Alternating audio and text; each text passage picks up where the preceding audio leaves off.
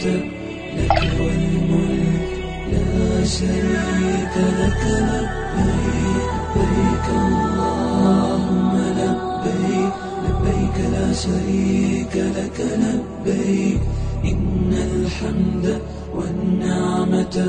لك والملك لا شريك لك لبيك لك والملك لا شريك لك لبيك. بسم اللہ الرحمن الرحیم. 9 ذی الحج کو میدان عرفات میں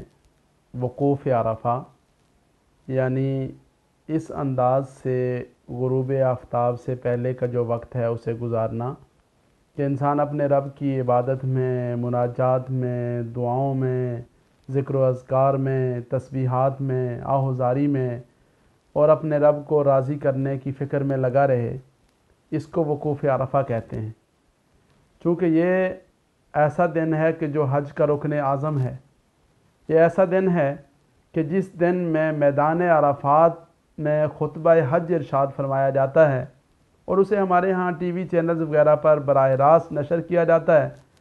ہمارے یہاں جو لوگ حج کے لیے تشریف نہیں لے گئے ہوتے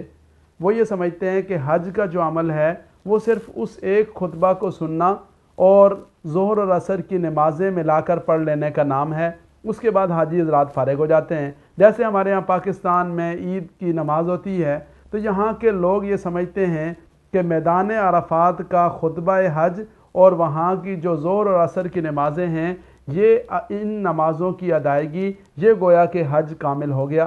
اس کے بعد وہ یہاں سے فون کرتے ہیں اور وہاں جو حاجی حضرات ہوتے ہیں وہ ان کے فون سنتے ہیں، مبارکبادوں کا تبادلہ ہوتا ہے اور اسی طرح بے مقصد قسم کی جو گفتگو ہے اس میں وہ جو پرائم ٹائم ہے، وہ جو اللہ رب العزت کو راضی کرنے کا وقت ہے، وہ ضائع کر دیا جاتا ہے. ہمارے آقا صلی اللہ علیہ وسلم نے میدان عرفات میں اپنے رب کی بارگاہ میں مناجات اور دعاؤں اور آہوزاری کی ایسی مثالیں قائم فرمائیں اور اتنی لمبی لمبی دعائیں مانگی اور اس طرح اپنے رب کے سامنے روتے اور گڑ گڑاتے رہے کہ شاید انسانیت کی تاریخ میں اس کی مثال کوئی اور نہیں پیش کر سکتا. تو آقا صلی اللہ علیہ وسلم کا یہ طرز عمل آپ صلی اللہ علیہ وسلم کی امتیوں کے لیے حج بیت اللہ اور میدان عرفات میں پہنچ جانے والے خوش نصیبوں کے لیے ایک اسوہ ہے، اور انہیں یہ چاہیے کہ اس وقت کو قیمتی جانیں، اس کی قدر کریں اور اس میں بے مقصد قسم کی چیزوں میں اس وقت کو ضائع کرنے سے بچائیں. فونوں میں اور مبارکبادوں کے تبادلے میں اور گپ شپ میں اور فضول قسم کے بحث مباحثوں میں اور کھانے پینے میں اور بلا وجہ کی جو ہے وہ